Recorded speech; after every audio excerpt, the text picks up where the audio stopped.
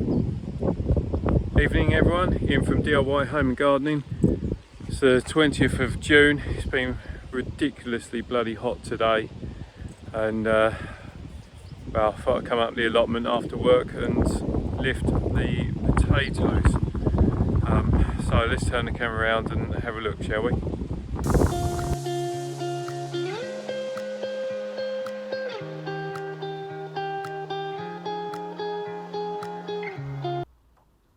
Okay, so here we are.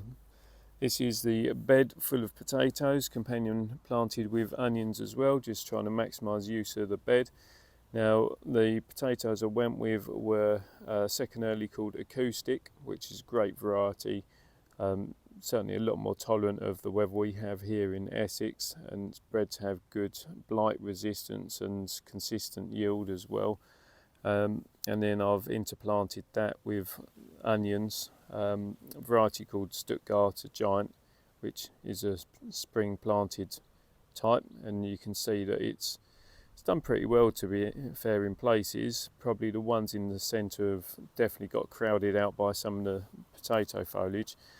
But you can see the potatoes have all been cut back now. Decided to just get them cut back because they were getting so full of aphid and particularly whitefly, and I just didn't want it spreading to other parts of the plot. I mean, you can see that the plants had gone over anyway, but yeah, last thing you need is for all that hard work and all the bugs to then just venture over and knacker your other crops. But yeah, I could already tell that the plants, well, the potatoes were going to be ready because they'd flowered a few weeks ago. They'd started to produce their seed pods, which looked like round balls, and then the foliage had started going yellow and collapsing over just under the weight of the canopy, really, which again all signals that the plants are ready for lifting. So I guess the thing is, first to pull out the onions and then get on to pulling out potatoes. So there we have it. There's the onions pulled out. A real mixed bag of sizing, from some real good sizes down to these pretty poor, more like pickling onion sort of size.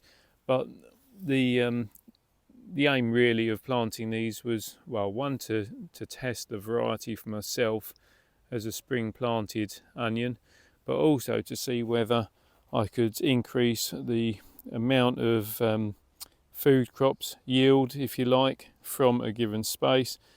And I guess the real test would be once I lift all of this to see whether I'm still getting a really good harvest out of the potatoes, or whether some of that harvest yield has been offset by these growing in between the plants.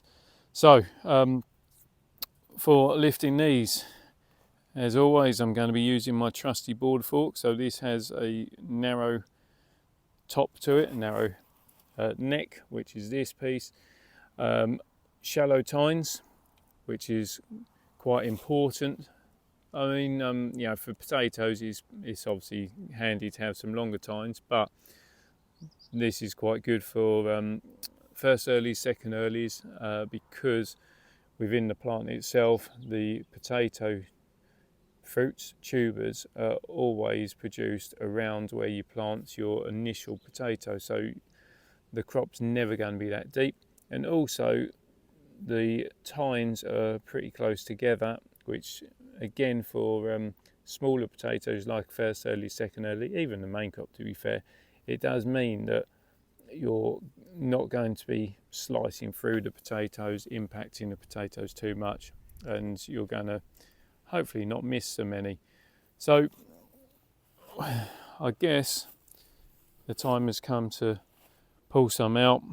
First job, clear away a bit of this just to show you guys the plant, I suppose, see how it's progressed. I just cleared the top covering off, which is only manure, and you can see that exactly as I was saying, we got some top potatoes there just forming onto the surface. and there, so we know that they're going to be there or thereabouts. And yeah, it's how you want to do it really, but that stem's not with that one. This is just going to be a lift out, and we got some lovely looking potatoes there. Got a little bit of scab on it, which is down to the inconsistencies within the soil moisture, but that apart, I mean, that's some cracking size in there. And for one plant or one initial potato, we got these. Now you can always replant these to get those little embryo potatoes carrying on with their growth, but I'm not that bothered, to be honest, and like I said, I want the space, so just pop that to one side, have a little root around. There's not going to be a lot. Make sure you get out every last piece, because otherwise they will resprout in there, and that's the first one done. And it's just going to be hopefully as simple as that. Well, another little treasure, but that is one potato plant lifted. So let's carry on.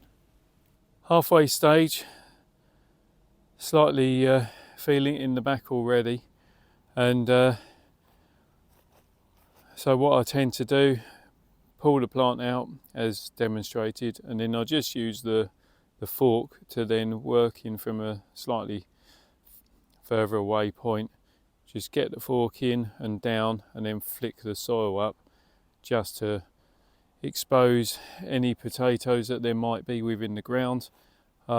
There's a lot of people tend to just try and dig them out, dig potatoes out with a fork to begin with, but I find that by doing that as an initial stage, a lot of the top potatoes end up falling down into where you've just disturbed the soil from. So for me, pull the plant out and then have a little play around to see what you can find. So as I say, halfway stage, there's the proof, halfway stage, and I've already got that whole crate's worth of potatoes. To think that I only planted one bag of 2 kilo potatoes, and so far we're well beyond that. So it's, I don't know, probably about 15 kilos so far. So yeah, let's carry it on. Okay, so as I say, I'm at the halfway stage. Just done a little bit of tidying up really, to make sure that I know exactly where I'm at. I've got my first wheelbarrow of potatoes to go home, and I'm going to call it a night and continue with this tomorrow morning. So I'm back this morning, just finishing up the potatoes, but I thought I'd show you how I sort of prep up my beds ready for the next crop.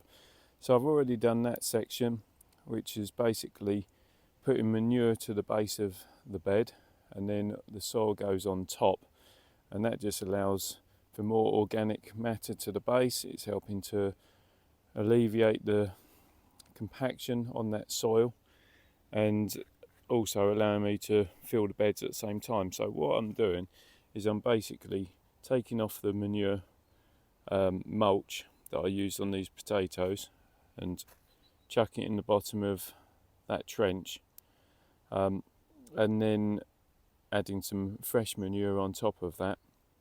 Once I've got the level to within a couple of inches of the top of gravel board, I then put the soil on top, and that would give me my planting depth, if you like, for new crops, exactly as I've done on those beds there.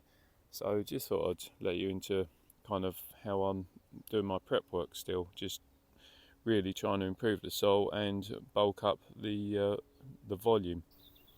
And there you have it, bed empty, potato harvest complete, and we have those ones that are, well, basically to use first, or if they are to be used. As you can see, there's a little bit of rock creeping on there. There's a couple of holes in that one, and a fork injury to that one, but basically they won't keep, so use those first. And that is another tray of potatoes, so I'll show you the total harvest when we get back to the house. Okay, so back home, this is the total harvest of acoustic potatoes, and there's some proper whoppers amongst that. But yeah, it's 2 full crates from 1 2-kilo bag, and then all of those onions there as well, which are the Stuttgarter giants, which were also in that bed, and then obviously those few that need using up straight off. So yeah, all in all, a really good harvest. So that's it, proper sweaty. It's only 9 o'clock in the morning. Harvest of second early potatoes done. Got any questions, then obviously send the questions to me. I'll do my best to answer them for you. If you've liked the video, then please subscribe to the channel. Don't forget to hit that reminder button so you don't miss out on the future videos, and above all else, just enjoy yourself, have fun, and perhaps try a variety like Acoustic next year. I promise you won't be disappointed. Till next time, bye for now.